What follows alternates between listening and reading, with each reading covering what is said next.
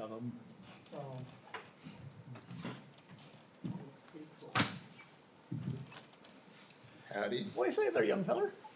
Not much. Oh, Kind of a good. nasty day today. Yeah. I thought this was supposed to be spring. I know, right? Hey, it's not snowing, boys, so don't complain. That's Thursday. Yeah, I was gonna say. I spoke to This Steve. conference will now be recorded. Thursday, pretty much. Thursday. I know, what's the deal? We can give it a water. We're being recorded now. Ask about the water. Can't record sign language.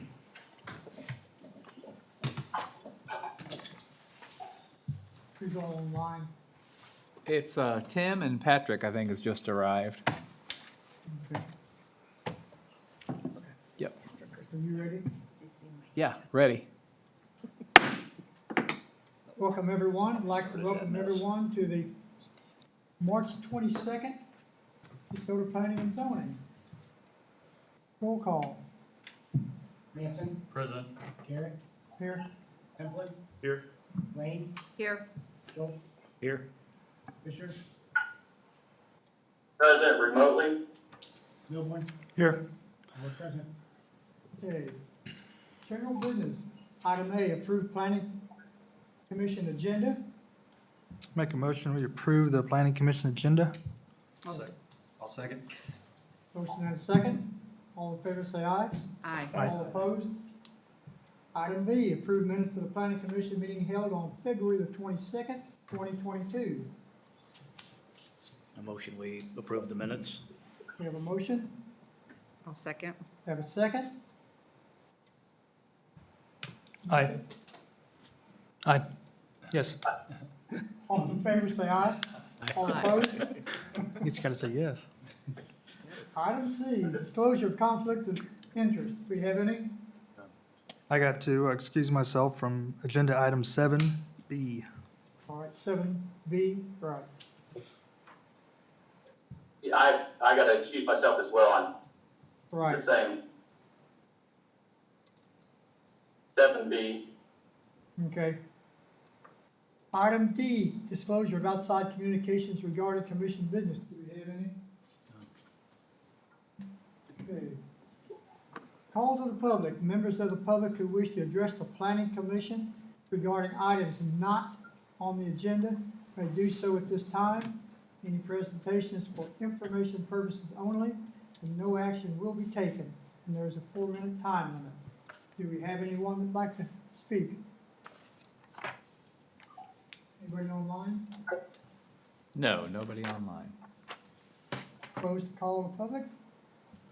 Public hearing, item number 5, consider pole sign at the proposed Taco Bell location. Brad? All right, thank you, Mr. Chairman. What you have before you is something you've all seen before here recently, is a pole sign. This one is for the proposed Taco Bell, which is right across the street from the Jake's Fireworks location. They did turn in a special use application, and that has been reviewed by staff and allowed to move forward to be in front of the planning commission. We have notified the owners, nearby owners, as required, put up the sign, and there's also been a notice in the legal record for this public hearing tonight. At this time, I have not heard any comments from any of the businesses nearby. There is a residential area, the K10 Apartments Phase 2, but they're actually a little bit outside the 200-foot buffer area. However, with that, I have not heard any comments from anyone regarding the pole sign. This is probably the third pole sign we've had in the last 2 years. As this business park develops, or commercial center develops, we'll probably have a few more. As you recall, we did do a study that showed what this area could look like if everybody had a potential pole sign. Also reviewed that with the city council, and there didn't seem to be a lot of concerns about it. I don't know that anybody that loved it, but it's part of the process. We have a procedure that outlines pole signs, and as long as applicants meet our standards. I think we're required to approve and move forward with it. This is certainly no different than anything that anybody has approved before or gone through or submitted before. One of the key things is there must be a principal business on site, so the pole sign can't go up before the business is actually located. We would probably allow, I haven't talked to the camera about that, but we could allow the construction of the pole sign while the construction of the Taco Bell is going on, but that's sort of more of an administrative discussion. As far as going through the matters to be considered, this is pretty similar to what you've seen several times before. We allow pole signs in the K-10 corridor. The area that's in question is certainly within that area. It is designed for highway use or trying to get business from K-10 corridor to stop in DeSoto. So that is the purpose of this pole sign. So it does fit the character of the neighborhood, compatibility of the proposed zoning or the uses within nearby property. There are a lot of pole signs there. Casey's has one, Harps has one, Phillips 66. We did approve one for O'Reilly's. It has not been installed.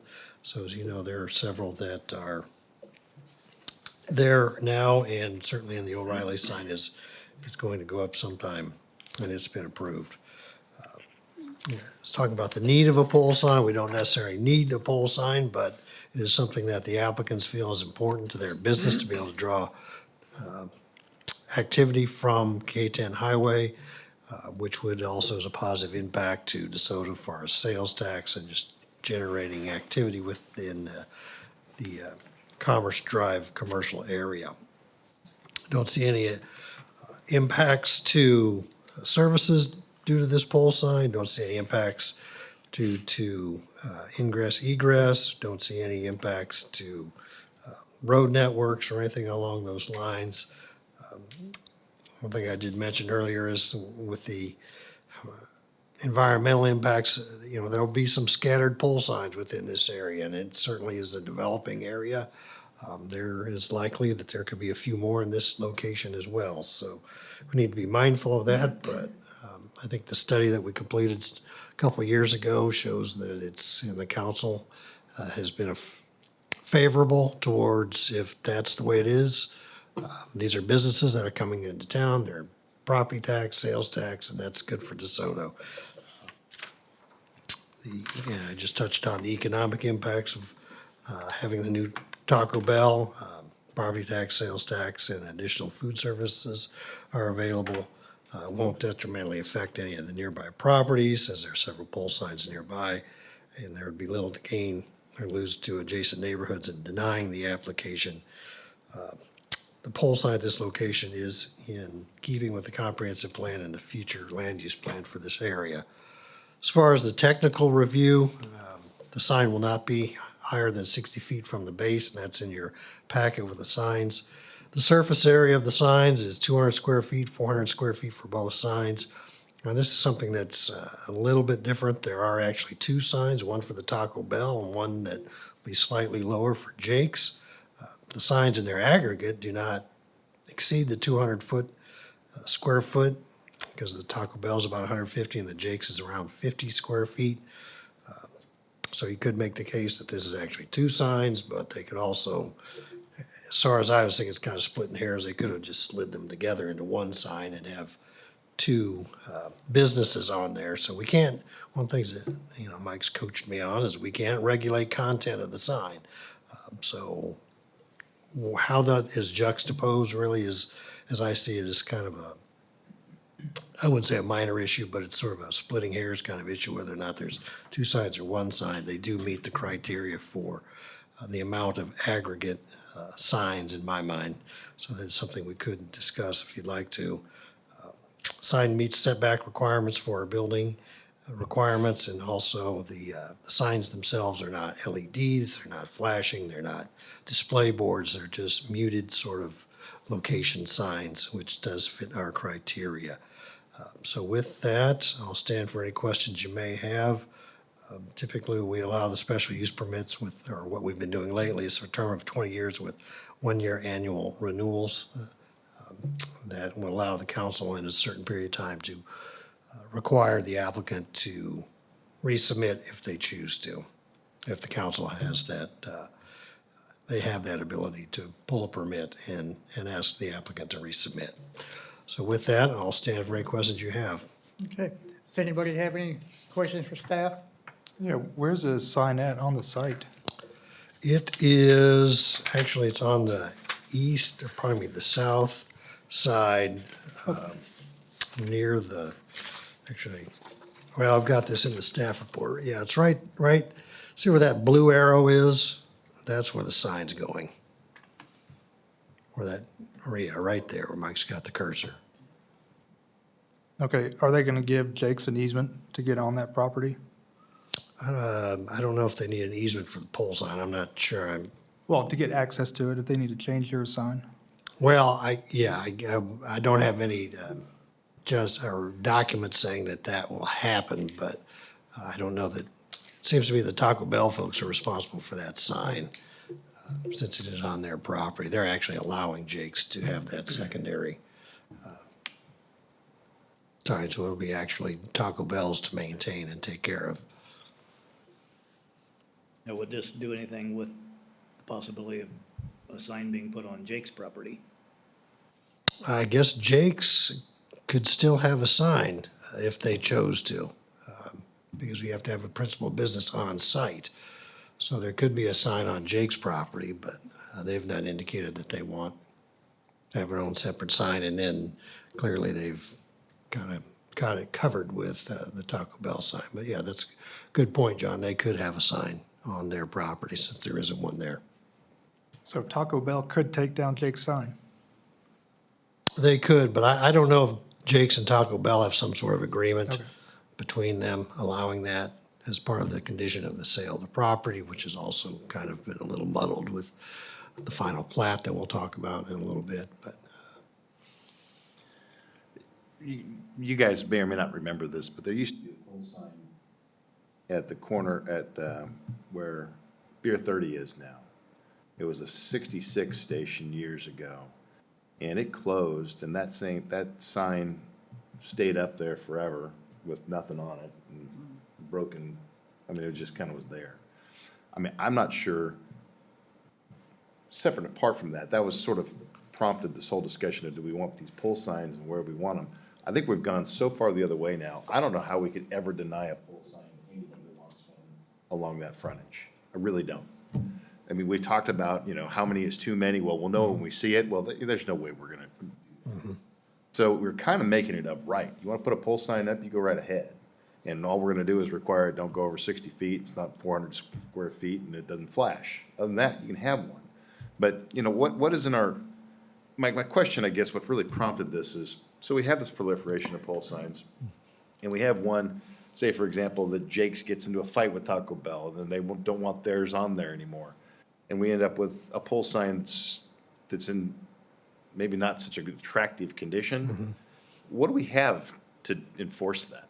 well, and Mike can correct me if I'm wrong, but we do have as the terms of the special use permit is if it no longer becomes active, we do have the ability to pull the permit, or the council has enforcement of that activity, as on any special use permit that they grant. So having multiple users on one particular pole sort of does make it the city's business as to what your relationship is there, because if something happens to Jake's and Taco Bell still wants theirs, what's gonna happen to that secondary sign? Well, that's where you get into the issue of the First Amendment issues. We cannot regulate the content of the sign. No, but you have two users for one sign. We Well, at least who's have to the say right it's to two know if they're gonna users? maintain it.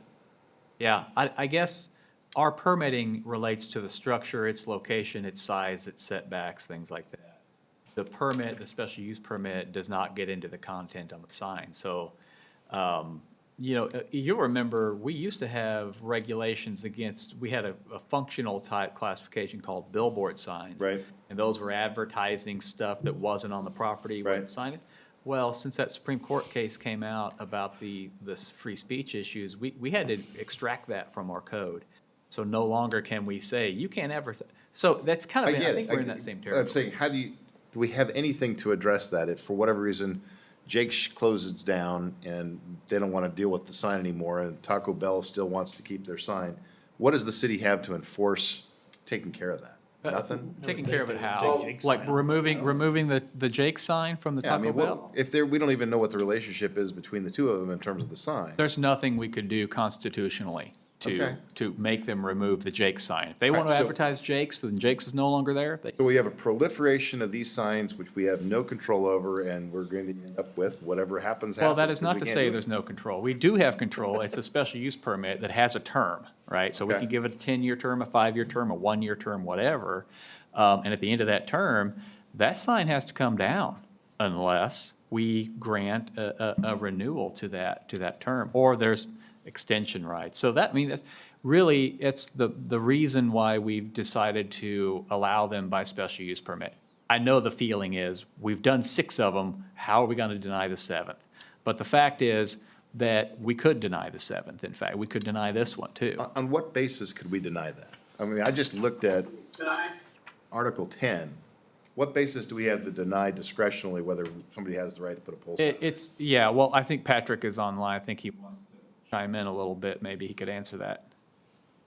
yeah, just as Mike said, I definitely, in each ordinance, we insist there has to be a term, and, you know, it would, I guess, comparing it to, you know, if we allowed, you know, a special use permit is not zoning rights. It is, you know, the planning commission and then the council weighing in on, well, this is not permitted by right, but we will give you a special use. And if, you know, the ordinance that the council will pass will have a clause in it that if it ever, you know, city believes it's inconsistent with the, you know, surrounding properties, the character of the neighborhood. I mean, I get what you're saying. It'd be like if we allowed, you know, we had allowed, these loan places by special use permit, and, you know, you got 4 of them, the 5th one, you know, the planning commission and or the council decide, you know what, the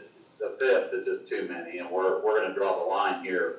That applicant, since they don't have the zoning by right, they can only apply for a special use permit. The city would have every right to say no, and they would have no standing to, you know, sue the city for, you didn't give me my special use permit. So, as long as we have a term in it, I feel comfortable that we do have the ability to say no at any time.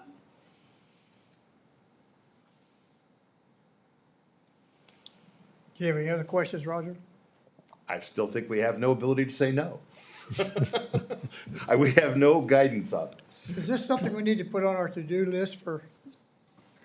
It's Later. been on our to-do list about 7 different times, and the 7th time, this is what we came up. There was a magic number, we'd have it in the code. I mean, yeah. Until there is a it's number, tough. or until there's some guidance though, Yeah. Mike, how we ever deny one of these? I just don't know. Or approve one. I mean. Well, we'll it's- always approve yeah, it, because, Precedent, I mean, it's there. yes.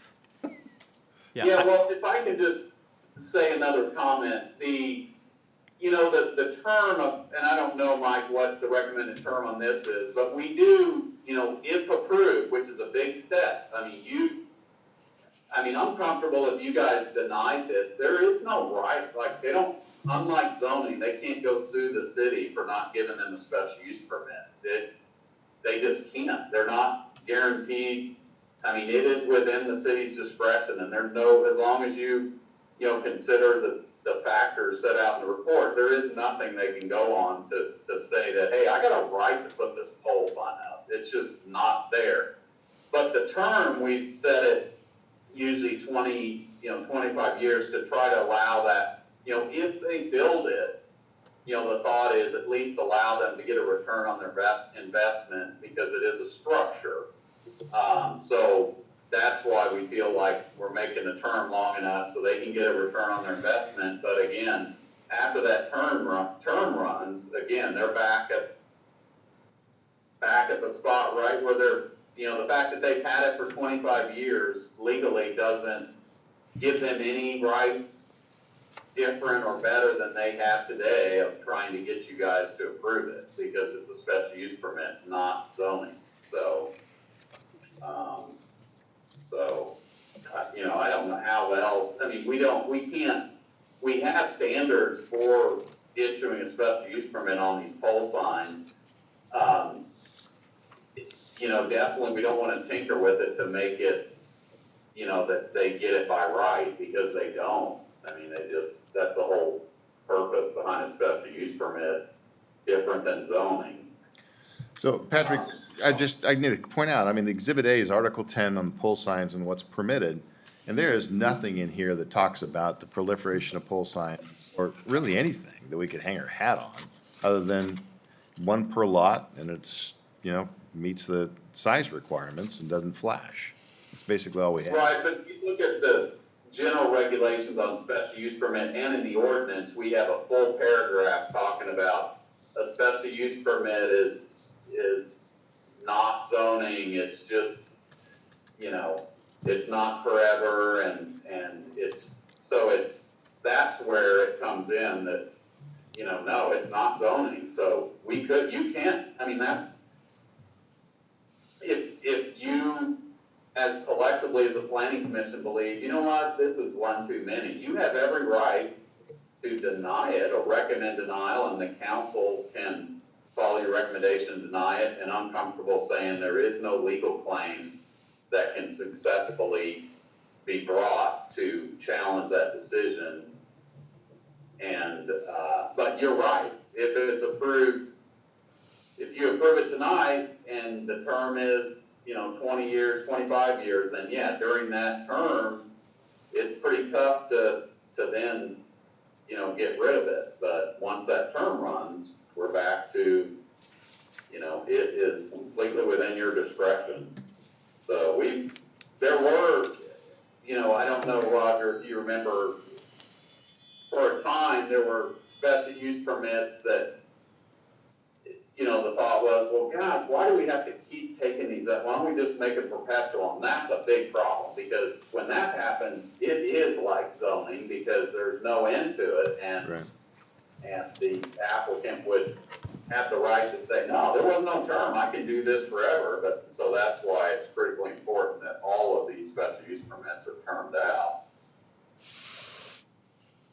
Well, I mean, I have no problem with this application, I have no problem putting another pole sign out there, but I know we did a study where we did a little drive-by with the animation, and you could see how many pole signs there were, and nobody had a problem with it. So I guess we're gonna have a lot of pole signs, because I think there's no way to really make that determination. At some point, somebody says that's one too many.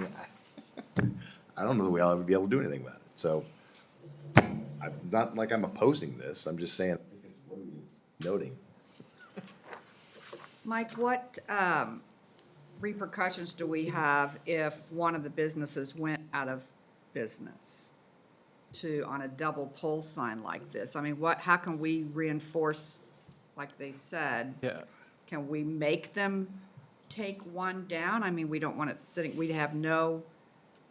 Other than general maintenance, you know, provisions that if it's dilapidated or falling down or dangerous, we can address it from a code standpoint. But there's nothing that we could do to compel the sign owner, if Taco Bell turns into a KFC or whatever, to change the sign. Nothing, we can't, unless it's obscene, we cannot, we cannot dictate the content of the sign in any way.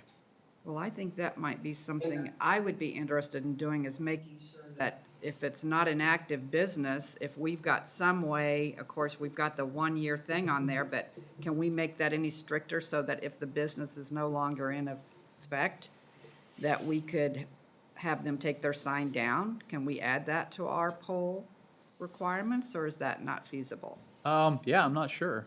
It might be a What do you guys possibility. think? I mean, we're thinking about, I mean, that 66 sign set up there for probably a decade. Yeah. A long time. I would like to explore maybe doing something like that. And I personally would rather have 2 signs on one pole sign than another pole sign sitting there. So, but at the same time, the feasibility of not being able to enforce it if one of them goes out of business, I would like to have some flexibility on that. So I guess it would be too late to add anything like that right now since it's not in our I regs. think where they threw us off, if they would've just put that was a blank sign that was 150 square inches that they were gonna use for secondary and didn't say Jake's Fireworks on it, we probably wouldn't ask any of these questions. But since it says specifically Jake's Fireworks, we're stuck, because if you read below it, it says 150 square foot flex space, which just means I'm putting a 150 square foot sign. If they wouldn't have put the Jake's, I don't think we'd be hung up on it. If Jake's goes out of business. You know, Right. they Well, could we do- may have the same concern if Taco Bell goes out of business too. Right. Right. Right, It's the same thing for all the 6 other pole signs that are out there. Yep. yeah. Well, You're I right. would just say This to is the, Max. I'm sorry. No, I would just add that, that's the beauty of a special use permit. You can add any conditions you want. Mike's right, you have to avoid the First Amendment issue, but there's nothing prohibiting you putting a condition that if the regs say you have one pole sign per business, but if you, without any reference to whether the sign's being used, leave the sign out of it, but if there is no active business, on that property for 6 months or something like that, you could then say the pole sign has to be removed. I like that. I Well, like that. since it's subject to the discretion of the city council in making that ordinance that approves the special use permit, maybe we just make a recommendation that they consider that, I'd like to do that. and what more can we do? How do you feel about that, Mike?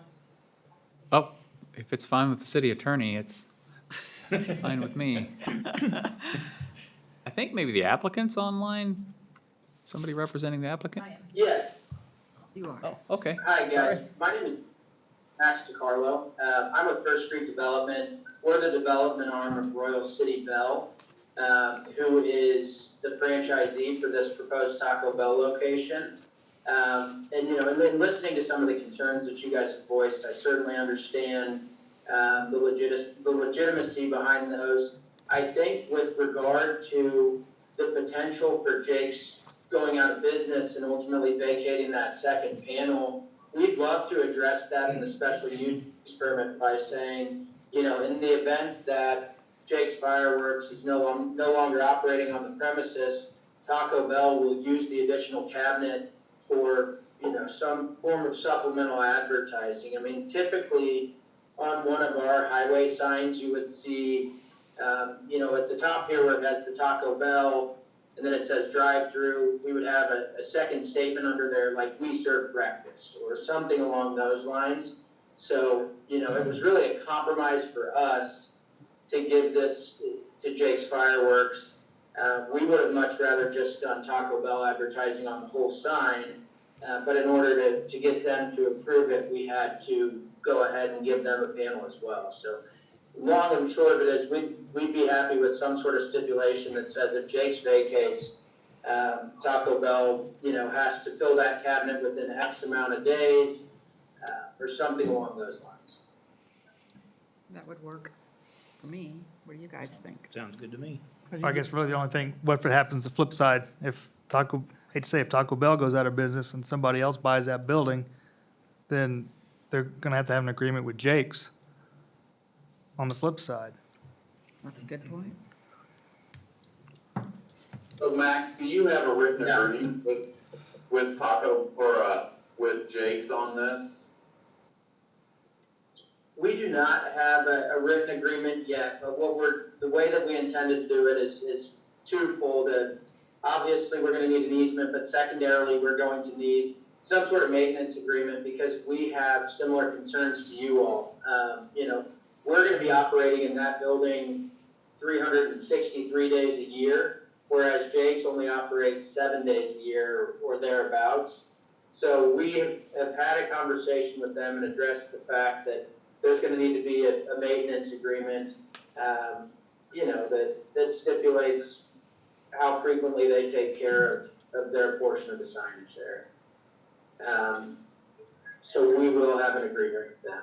It's not documented yet, but it's in the works.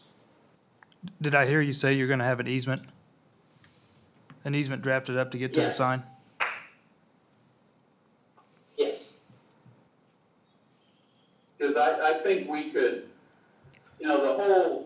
Amendment thing is the standard is if you have to ask what the sign says, then it's illegal. So, you know, if, I think we could address the blank, you know, sign if there's not, you know, without regard to what this, but if a sign face is completely unused for a period of time, then, you know, something could happen then. But beyond that, you know, as far as, you know, it seems like a lot of the other issues would just have to be addressed in the agreement between the two businesses, not the city jumping in there, but, You know, and to speak to that, guys, I know, you know, you guys have mentioned what, the flip side there, if Taco Bell goes out of business, and then what does Jake's do?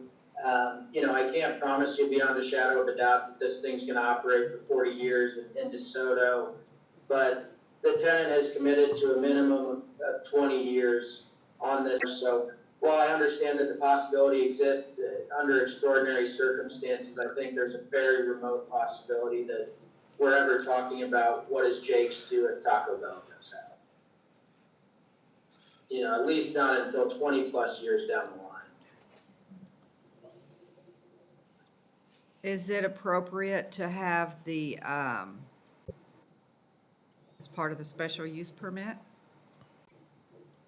You're muted, Patrick. Oh, for the term of the, and I didn't, what is the proposed term for this special? Say that, you know, for the term, there would have to be an active, you know, agreement between the two, but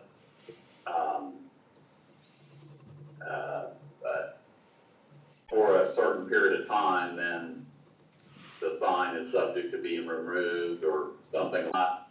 So I think our regs indicate that you have to have an active business on the property, is that right? Right, you can't have a pole sign without a business there, correct? Well, it doesn't say that. It says each parcel is limited. Term. Okay. So if that principal use goes away, but And from an applicant's perspective, everybody, I've not heard anything that brings our maintenance agreement with Jake's. We can address that in. Taco Bell's responsible for the sign. It's their prerogative to put whatever. That's like the only thing that they would need would an easement that Jake's can get on there. I think that would clarify it. Easement when Taco Bell's just being nice and putting the sign up. And Jake's wants to change their sign, they don't have access to the property. As I watched this, it appeared like on the exhibit that was for the pole sign to be in what I guess would be the southeast corner of, and I apologize if it's inaccurately reflected by Everbright. They didn't give us an opportunity to approve this before it went to you, so does that, in the event that we have an easement for maintenance and construction, obviously, is there any concerns that would be brought about by the change in location there? Well, I guess this is what's on the location of that pole sign is what's on the approved site plan. The Jake's property never asked for a site, or a part of their site plan does not have a pole sign on it. So it seems to me that's kind of a material change if the sign were going to be put on the Jake's property versus where it's shown on the Taco Bell location. Yeah, 'cause I was under the assumption it was gonna be on the Taco Bell property. yeah. Yeah, I was too. Yeah, and that's what the site plan for the Taco Bell shows, is that's the That's where I was proposed confused as to Why pylon. they were having to have an easement for a sign on their own property. Then I also know there's a retaining wall down the south side of that Jake's site. Could be in conflict with Yeah, that pole so- sign. yeah, it does seem, I mean, the regs say the owner has to apply for the special use permit, Right. so it, Actually, if you do look at the proof of ownership affidavit, Michael Marietta signed the affidavit, and he's with Jake's. So he did. That's correct. okay.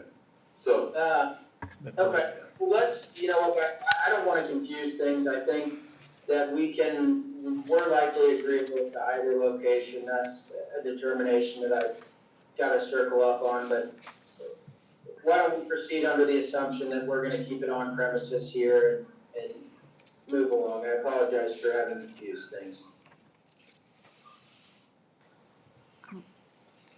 If we can do that if we don't know the location, can we? Right, yeah, we'd have, Well, we're approving the location shown right here. right, where the arrow is. If we do approve it, we're approving it for that specific location. But we approve it for this location, Right. but the application was from the guy from Jake's. Yeah, I Right. don't think that's right. So technically, we don't have an Yeah. application from Taco Bell. Right, Do we do any disservice to the applicant by tabling this so you can figure this out and get it resubmitted however you want it to do it? You guys on a timeline?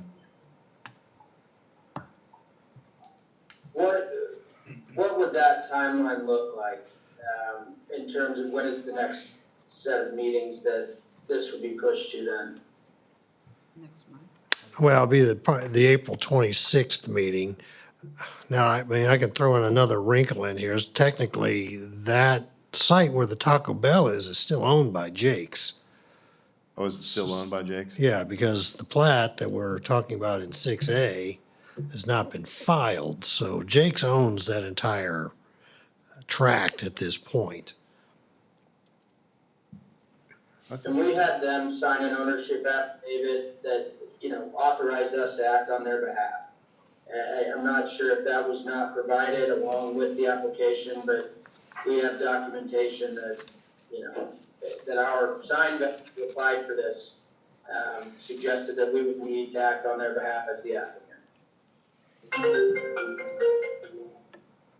I'm not comfortable signing something, approving something where we don't even know where the location is. Well, I guess as previously suggested, if you approve what you're looking at this evening, are you only approving it in its current configuration?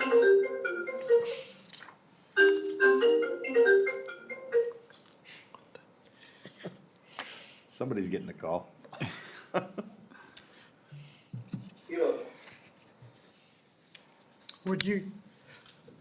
Would the commission feel better if we just postpone this till next month, till we get everything lined out right? I personally So- would.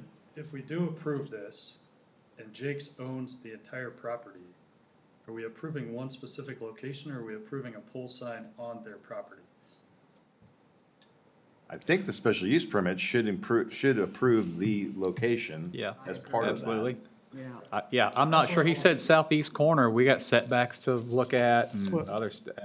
I mean, I guess I'm a little biased on this, because there is a retaining wall that I designed on that Jake's Fireworks property, and I don't want a pole sign going by the wall.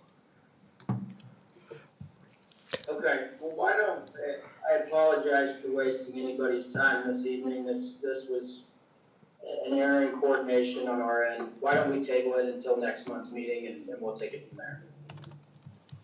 I like that idea. I'd move the table. Yeah, And I would second it. I would say it's public hearing, so it's probably important to go ahead and open the public hearing and continue that as well. Okay. okay, what'd you say now? I was doing, It's a public hearing, we advertise public hearing for this Right. evening. So you want to open the public hearing, take any public comment that might happen, and then part of the tabling, we'd probably want to continue the public hearing Leave it until open. April as well. okay, at this time, we'll, have the public hearing on the Taco Bell location. Do we have anybody who'd like to address this?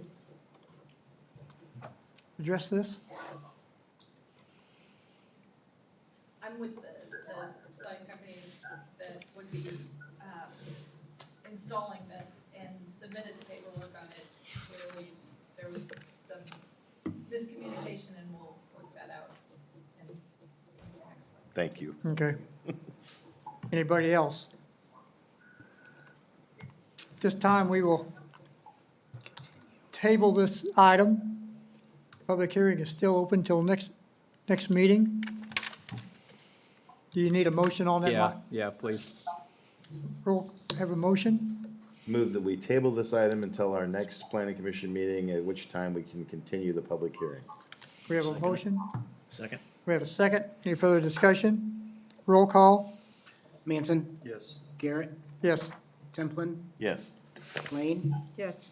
Milborn, Yes. Schultz, Yes. Fisher, Yes. motion carries.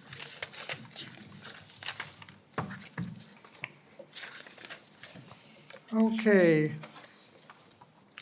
Item B, considers rezoning for John and Sarah Yost near 95th and Waverly. Brad? All right, thank you, Mr. Chairman. What you have before you is a rezoning. The council has recently annexed this property into the city. With that, the tract needs to be rezoned. We've had several of these here lately as well, these 10-acre pieces that were originally set up while they're in Johnson County, and as they've been, residents have decided they would prefer to work with DeSoto rather than Johnson County, they've requested annexation. This is no different. What they would like or asking for is a rezoning from RUR, which is the county's designation, what is currently. So we've done all the perfunctory items, we've sent out the letters, put up the signs. I have not heard any comments on this item as well from any of the surrounding neighbors. As you know, that whole area around that yellow box up there has all been recently rezoned. When those properties first came in, I did get a few calls from some of the residents to the south in just Cherished Oaks subdivision. I think they're probably kind of getting used to this now. So the Yosts are asking for is a rezoning from RUR to rural suburban, which is consistent with all the land uses in the area. Sorry, in your staff report, the RO district is designed for large lot tracts that are not hooked up to a public sewer, and this certainly meets that definition. As you can see, the land use around this area is agriculture and large lot residential. As you can see, farther to the west, the Arcadian Estates, which is also zoned RO, rural suburban, is under construction at this point. I'll just go briefly through the zoning compatibility factors, but overall it's in compliance with the comprehensive plan. It's in compliance with surrounding land use, and ultimately staff is recommending approval to the Planning Commission. The site has been vacant for many years. It's been used for hay operations. And actually, I've over the last probably year and a half been getting a lot of calls on this tract from people that wanted to purchase it and wanted to know about the process of developing. And the Yosts are the ones that finally purchased the property and have decided to want to be in part of the city of DeSoto. Don't see any issues with sheriff department, fire, parks, schools. Won't see little or no change from the previous conditions. Yes, there'll be another additional house in DeSoto. Don't see any particular impact to the street network. There will be additional curb cut on 95th Street, but it is a fairly lightly traveled road at that point. The rezoning will not significantly impact the community or this area of DeSoto with any kind of significant detrimental issues. We've also looked at it, so there'd be little to gain from adjacent neighborhoods by denying this zoning application, and as I had mentioned, it is consistent with the comprehensive plan and the land use in the area. So with that, unless you have any additional, I will stand for any questions that you may have, but we do recommend approval of this rezoning request. It's consistent with several zoning requests that we've completed in this area for over the last couple of years. Anybody have any questions for Brad? Hey, Brad, I noticed the applicant said requested zoning ag 8 acres and residential for 2 acres. I'm assuming you talked to them about that we don't really do it like that, right? Yeah, it's all, the whole piece is being rezoned RO, RO. and that's the Yes, way it yeah, is. they don't have an option for that. And they still want to proceed on that? Yes. Okay. That's all I got. Nothing? This is a public hearing item. Do we have anybody from, this time we'll open up the public hearing. Do we have anybody that'd like to speak on this? Seeing none, we'll close the public hearing. Would entertain a motion? I would make a motion that we approve the rezoning from a rural ag to rural residential on the submitted 10-acre tract. Commissioners, on this one, you're recommending to the council. To the council? Yeah. Recommend approval to the council. Yeah. We have a motion. Second? We have a second. Any further discussion? Roll call. Fisher, Yes. Schultz, Yes. Milborn, Yes. Lane, Yes. Templin, Yes. Garrett, Yes. Manson. Yes. Motion carries. Item 6, old business. Consider replat of Hike 10 Commerce Park. Brad? All right, thank you, Mr. Chairman. This issue has just really been, it's been an interesting study on maybe how not to do things, but when we approved the Jake site plan, there was a private road that was dedicated, which has slightly different standards than what we require from a city road. However, we thought we had everything lined up as far as, because we knew that the city was going to accept that right away at some point. And the building got constructed, was built, and as we've gone through this replatting process, the surveyor realized that the building, when they initially staked it, was about 5 feet or so too close to the right-of-way, which you can kind of see in that exhibit that I have there, that they're asking for a reduction in the utility easement and then a very slight reduction in the right-of-way. Now, the street is actually inside still, so we're not affecting the curb line or anything like that. So the right-of-way actually is back of sidewalk typically, at least on the north side. There is not a sidewalk on the south side of the location. So really, we're asking for a replat and adjusting what the council's going to have to, or except for easements and right-of-ways. This is only because the building was slightly off in its location. And as this process has been moved forward with the sale of the Taco Bell, that's where this was discovered. So the council's already accepted this plat, but it never got filed. So we're able to make this adjustment here. If the council had accepted or the plat had been filed, then we'd be coming back with a public hearing to change this item, but it's a little bit simpler because it never got down to the county and actually filed. So I hope this is making sense to you. It's just been kind of a difficult situation, not exactly understanding. This is one of the few private roads that we've had built. It's actually the only concrete road in the city of DeSoto too, which is another interesting bit of trivia for you. But nonetheless, this is our solution to get this project moving so the property owners can actually close and begin construction on the Taco Bell. So with that, I'll stand for any questions you may have. Commission have any questions for Brad on this? This goes before the city council. It does, yes. Although it's a little different, the planning commission does approve the final plat. It goes forward to the council only for acceptance of easements and rights of way. So your motion should reflect approval. Okay. I would move approval of the plat as presented. I'll second. We have a motion and a second. Any further discussion? Roll call. Manson, Yes. Garrett, Yes. Templin, Yes. Lane, Yes. Milborn, Yes. Schultz, Yes. Fisher. Yes. Motion carries. Okay, item 7, new business. Consider preliminary plat for the Flint development at 103rd and Edgerton Road. All right, thank you, Mr. Chairman. What you have before you is an item we really just would like to get some feedback or comments on at this time.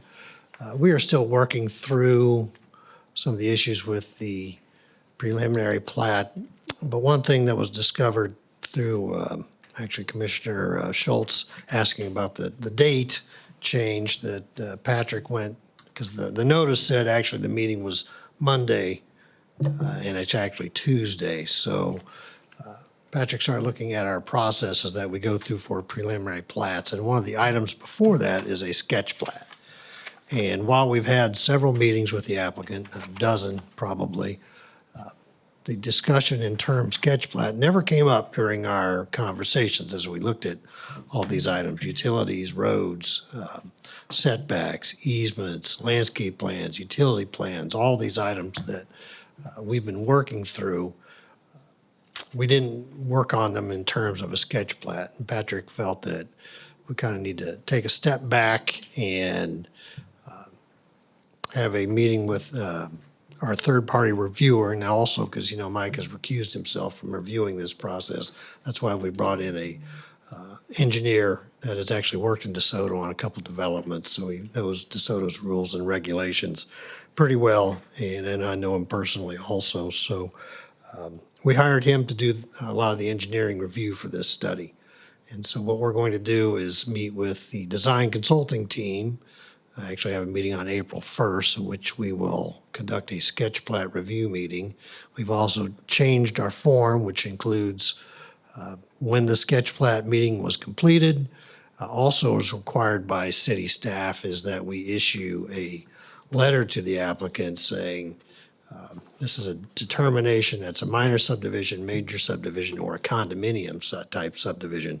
So these are things that we really haven't been doing. It's required by our code, but we've sort of melded them all together. I mean, everything we've done in the past has certainly been the intent of following all the rules and regulations and making sure that the utilities, the roads, everything that we do with our platting process is positive and above board.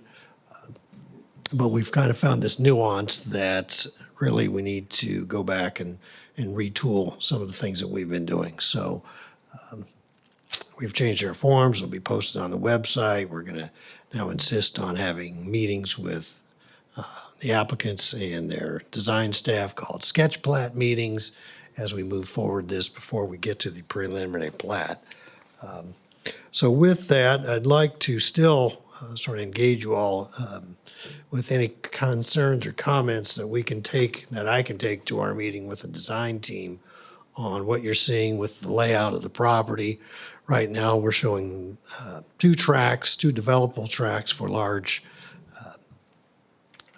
distribution centers. There's also going to be a commercial track that we'd like to have labeled in the south west corner. And then there's also detention tracks and streamway corridor tracks as well. That'll be more clearly defined when we get to that point. We also have a layout that's been presented, or it's included in your packet as far as potential building locations. Those are items that we'll be also discussing, or have been discussing as well. We actually had a meeting last Friday on the location of sewer lines and how those were going to fit within this development. One thing also that I want to point out is we will renotice all the homeowners in the area. They will be getting a meeting, another notice that we will be discussing this at the April 26th meeting. So I'll have to also go out and change signs and making sure that the residents of the area know that we're now going to have a official preliminary plat discussion meeting on the 26th while we complete some of these sketch plat components. One thing also I did want to point out is we do have a mass grading permit that has also been applied for, has not been approved by city staff. So myself and our consultant will be going through that before we issue a permit. So they can do their mass and rough grading prior to the preliminary plat being approved.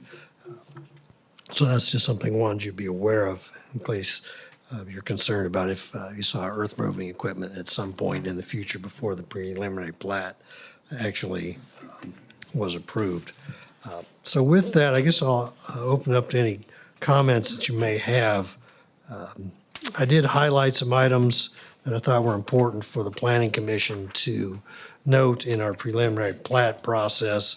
There actually is a section, I guess ahead of this, it's called 4.02, which is all the items on the sketch plat. This all came up, like I said, after the packets had been delivered. So that's why Patrick sent you that email about how we're going to sort of move through this process today. But it really is just, at this point, we just want to get your comments and concerns that you might have on this location. And we'll take those comments and concerns to our meeting with the design consultant, which we do have set up for April 1st. I don't know if, Patrick, if there's anything you'd like to add to sort of the discovery of our new philosophy towards the preliminary sketch plat and preliminary plat approval process.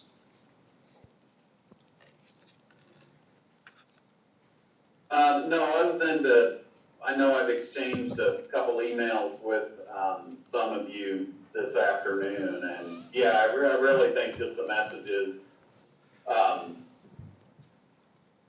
we need to be talking in terms of the sketch plat at this point, and I think it's fine if, you know, as I mentioned in one of the emails, that planning commission members have specific concerns, you know, they want to share with staff to make sure those are discussed with the applicant. But, you know, this will all be back in front of you when the preliminary plat is before you. So I think, you know, in respect to the process, you know, probably just focus on big ticket items and give staff a chance to work through all of the, you know, sort of nitty gritty stuff that the applicant needs to be told that they need to comply with. Am I the only one that didn't get the preliminary plat? The pictures you were showing, I don't think I was in my packet. It was like a, Yeah, there was a link on there, Roger. There was a link? Yeah, because all those, the drawing, the drainage report, the drawings, the drainage report, all those I items didn't see any were, of that. Yeah, there's another link. Would you like to flip through it? No, because I think we shouldn't take any action on it, right? I mean, that's yeah, we're basically where at. recommending that the planning commission does not take any action tonight on this Okay. submittal. So, But we did want to, if there were concerns or things that you had saw in the submittal or the packet, we'd certainly like to take those notes down and as we talk about the sketch plat with the applicant's design team, we'll bring those concerns to their attention. so Brad, do you envision submitting the sketch plat to us? I mean, if you're meeting with them April 1, I mean, are they going to be address all of the stuff? Well, the traffic, sketch plat all actually that? is an administrative meeting, so the preliminary plat is what goes to the planning Okay. commission. So are they envisioning that coming in front of this body in April? They are at this point, yes. Okay. But you're right, it's going to be a fairly tight squeeze, but So they'll have the traffic studies done, drainage studies, all the landscape plans and all that stuff that we require. They're gonna have that done by, I guess, the fourth Tuesday and, right now, I guess the one thing I want to be clear is there's another step, as we've always talked about, the site plan process, which does get in a lot deeper into those issues. So the landscape plan is primarily for the setbacks and buffering, so it won't get into any internal issues as far as what goes on each pad site potentially. That'll happen when the site plan comes up. But we'll have the finalized drainage study and the preliminary drainage report. We actually have those 4 items in the packet itself that are required. The traffic study is not required for the preliminary plat. Just the utilities, drainage, the traffic isn't. Utilities, drainage, grading, and landscaping are part of the preliminary plat.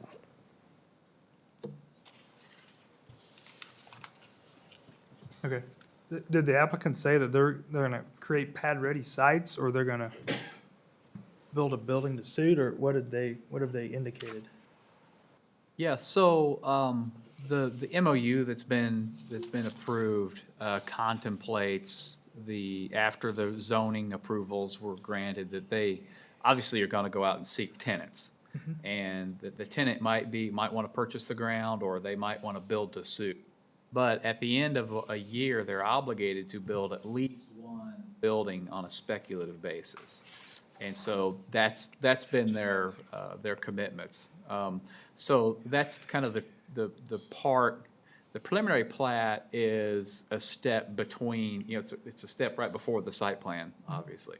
So what they want to do is lay out the general areas of developable land, show any, the infrastructure, the public rights of way, things like that on a preliminary plat.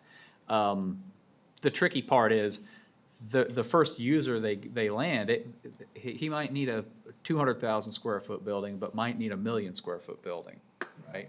So it's kind of, they're wanting to get as much of this laid out and specified as they can to be clear with the city and everybody else about what the intent is and how this thing's gonna look. But really, a lot of the site plan is gonna be dictated by the end user, which they just don't know who that is yet.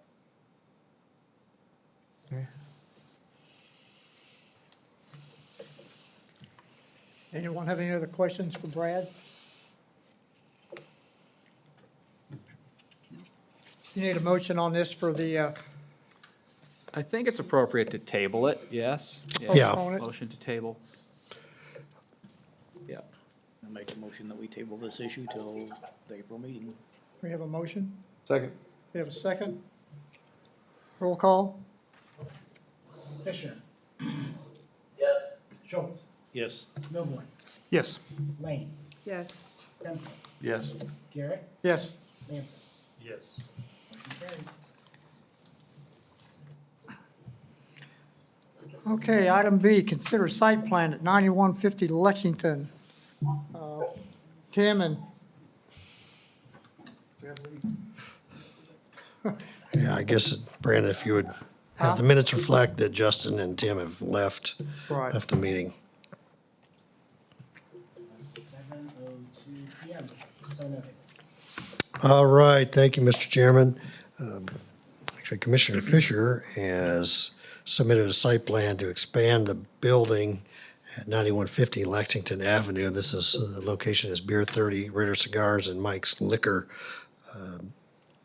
Tim's going to actually expand the building to put his headquarters for his plumbing business on the west side of the lot.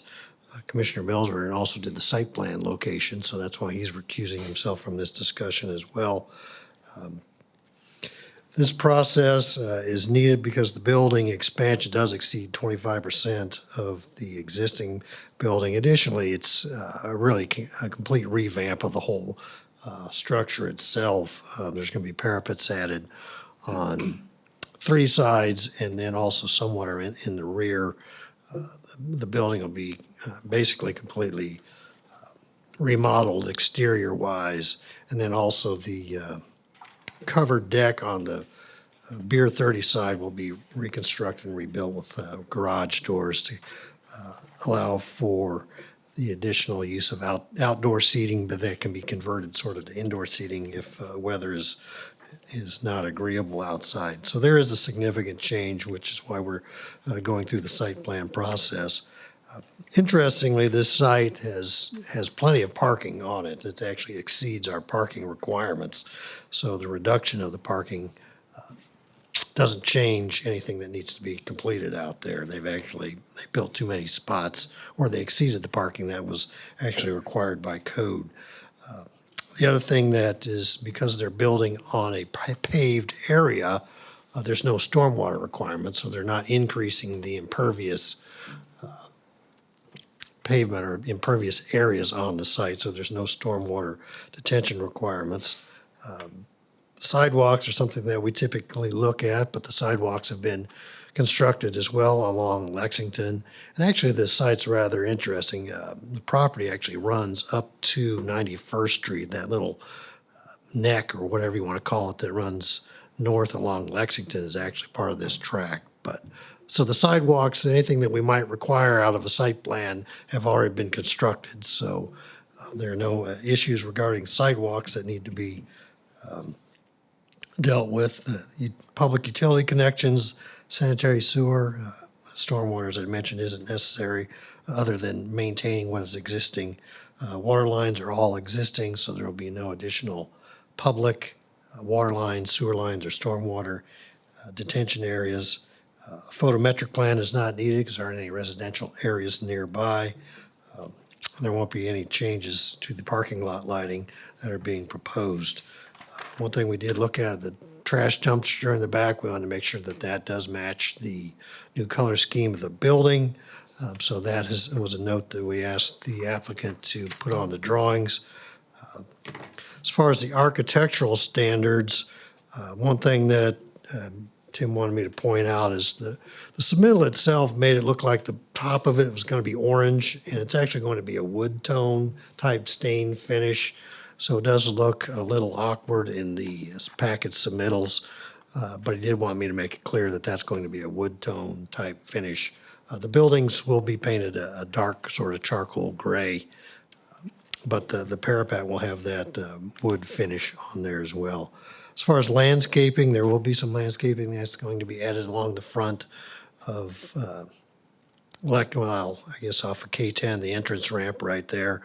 And there will be a few trees added to the west of the proposed expansion area.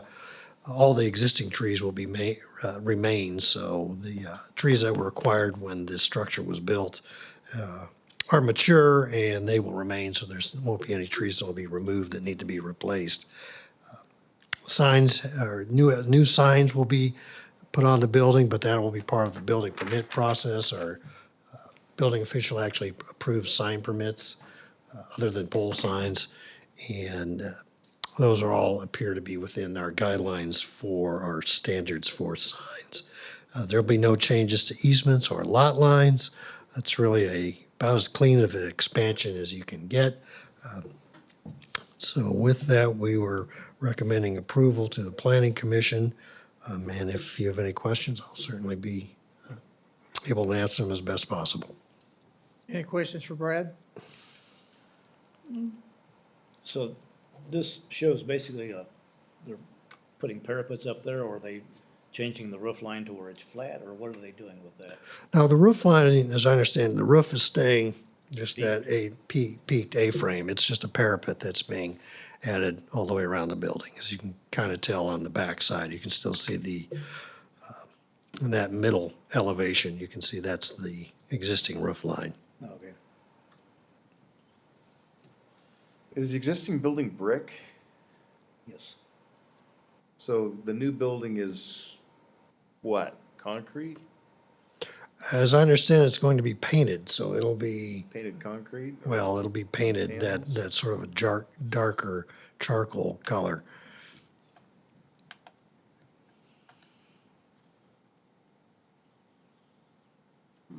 And then the columns themselves at the base of the posts will have masonry around those. And then the additional glass will be in the front as well. So are they taking the planters out that they just put in out front? Because I'm just curious. I guess, are those planters, are they permanent ones or are they just bigger ones that are? They're This is They're, gentleman uh, here with representing for. Oh. We're gonna keep those. Okay. We're gonna keep the planters. Oh, if you want to, you're the architect for the project, I'll let you talk to those You may details. have a question. My name's Jeff Schrader. I'm with Scharhaig Architects, working for Tim Fisher, Plain by Fisher. The planters are gonna remain. We just didn't show them on the elevation so we could show the windows and the glass.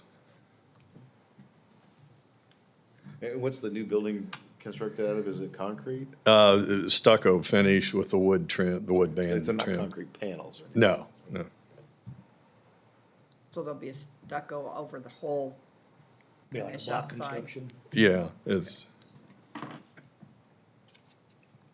What's is the back of that, and I couldn't quite tell from the elevation, does he have a place he can pull trucks in the back of that, or?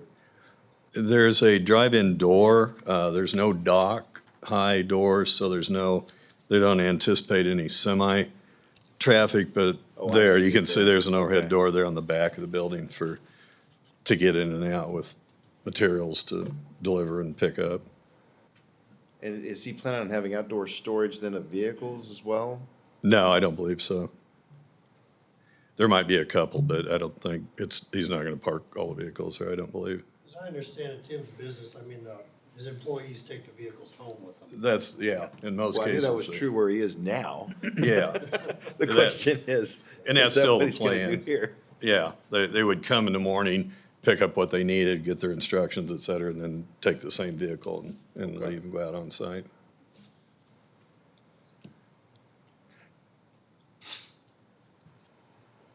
Any other questions for the architect?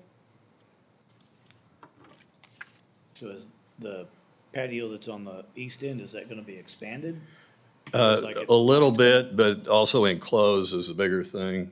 Like Brad had said, for weather concerns, they're gonna have large glass overhead doors that are all glass panels on the northeast and south that can be raised during better weather, but can be closed in colder, rainy weather. Yeah, the upper left, that's one of them. When you do that, does that make that a non-smoking area? What's our rule on that?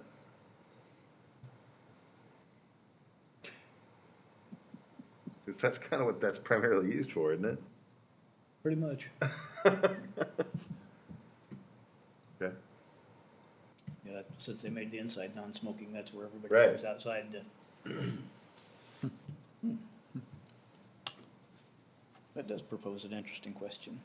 Everybody's gonna be standing outside now.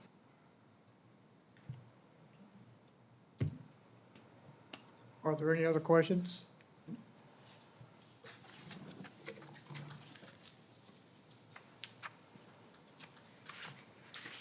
If not, would entertain a motion for approval? I make a motion that we approve the site plan for 9150 Lexington Avenue. We have a motion, I'll second. we have a second. Roll call? Lane, Yes, Templin, Yes. Garrett, Yes. Hanson, Yes. Schultz, Yes. motion carries. Did I miss anybody?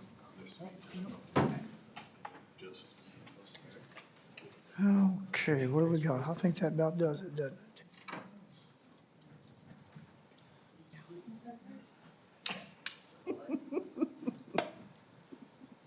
And come back from timeout, Justin. He's used to going back there. I'm used to it. Takes him. Does anybody have any questions for Mike or Brad? Does anyone want to ask them? Yeah, what's going on with the bridge over Lexington? Oh, yeah, they're painting Oh, okay. the steel understructure there, yeah. Yep. Speaking of bridges, what's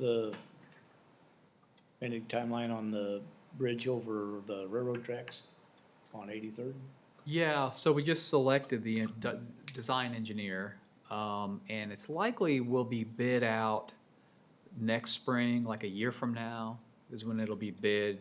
KDOT's giving us $1 million for that, so it'll be bid through their local projects. So we'll spend the next year designing it, bid out about this time next year, and so it'll be a 2023 construction. So is that gonna have to be raised up like you were talking about? Yeah, we're thinking we're probably going to, yeah, at this point, unless something changes. It's gotta go up about 5 feet. So what's that gonna do with the property around there? We have to get some easements? We're looking, yeah, don't know. We might realign it slightly to the south to kind of avoid, it's just a mess with the roads that come in on the west end, and it's kind of a mess. We don't exactly know what we're gonna do yet, but, so we might realign it to the south a little bit. But yeah, we may have to get some right of way over there. Hard to say right now. 8:30 gonna be shut down? What's that? 8:30 gonna be shut down the whole time? Oh, sure, yeah, we can't keep it open, yeah. Yeah, unfortunately. We have anything else? Motion to adjourn? Move adjournment. Second? All in favor, say aye. Aye. We're adjourned. This conference is no longer being recorded. See you guys later. So is there, Brad? Have a good one. Yeah, on the actual computer. That's what he showed me. Yeah, like here. Yeah, that'll, Yeah. that knows everything, so we have to relearn. Right. Yeah. Oh, I thought you were talking to Brad. Oddly enough. You signed that plan for, Yeah, yeah.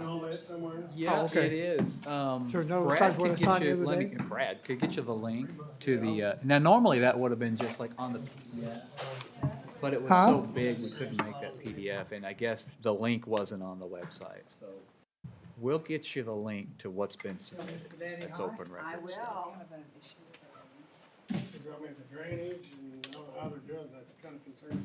Yeah, yeah, and they've got a drainage study that they submitted. Yep. Actually, Does it all Brad looks have like it's your going the email other way. address? Looks like they're Okay. taking a lot of it. Yeah, if you could give that to him, he can send you the link. Yeah. Oh, yep. We've got yours. Yeah. It hadn't changed, has it? No, it has Yeah. not changed. Yeah. Email or Rosemary can't say. Okay. Yeah, no problem. We'll get that to you. I think in general, now I'm not reviewing any of it That's why I because just- BHC submitted it, so I'm not.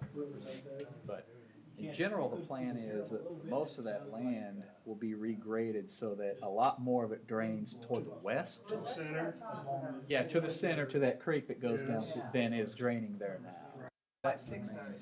Yeah, I mean, it should help. I don't know if this pin's gonna work, but we can try it. If not, there's a pin up at the signage. That creek carries a lot more water than people. Rodney, that's- Oh, I thought you were coming to sign something. Well, it doesn't stop at you. I mean, it keeps on going. Oh, thank you, thank you. I don't know if anybody told you or not, but Oh, I'm trying to get better at it. I got chastised On the a couple webs? weeks ago, a couple months ago, so, yeah, it's a learning curve, so I'm learning. tell them to come in and try it one time. And they'll- Some of the changes you guys make on Hey, the Brad. fly, it's like, oh my God. Could we get, So, we it's give them the helpful. links to Yeah, the I could go. submittals? Oh, I've heard these lasted till midnight. The way, yeah, the way our Yeah. website doesn't really, I know. and that, the submittals were like 40 megs. I'll send you the links right now. Fair enough, Yeah. thank you. Yeah. Now, so they foresee the building plats that probably on that corner? So it What's looked like that? That street was like yesterday, was that street going west of Edgerton, a couple lots, and then turning up? Is that what Well, you so see? 95th Street goes, the right of way goes through. Right. Right. And so I think they're planning on using that as one of the Kinda going right entrances. across. Yeah, but then it's another, maybe it's a quarter mile down, There's well, there'll be another another entrance. Okay. There's, I think there's two more. Oh, okay, so it's Yeah. 3 total on Edgerton. Don't quote me on that, but the plans, yeah, What he sends us will show. yeah, everything. it's got them Right on in there. front of Dave's. We're 1,000 feet. Ours Yeah, is. I'm not sure, but they're spaced out along there. But that first building perceived right there at that corner? Well, I mean, that corner is, yeah, where It's it'll the start. primary. Yeah, At the Edgerton's, 103rd corner or 95th and Edgerton corner? both. Yeah. The that's first building? That's what I was. I don't, well, they didn't say, they don't show first, second, third. I didn't see a building. That part of what he's probably Yeah. sending us. Yep. Okay, Yep. perfect, thank you. Thank Yep. you, Mike. The only thing I probably need to tell you about is apparently this remote shoots batteries, even when it's not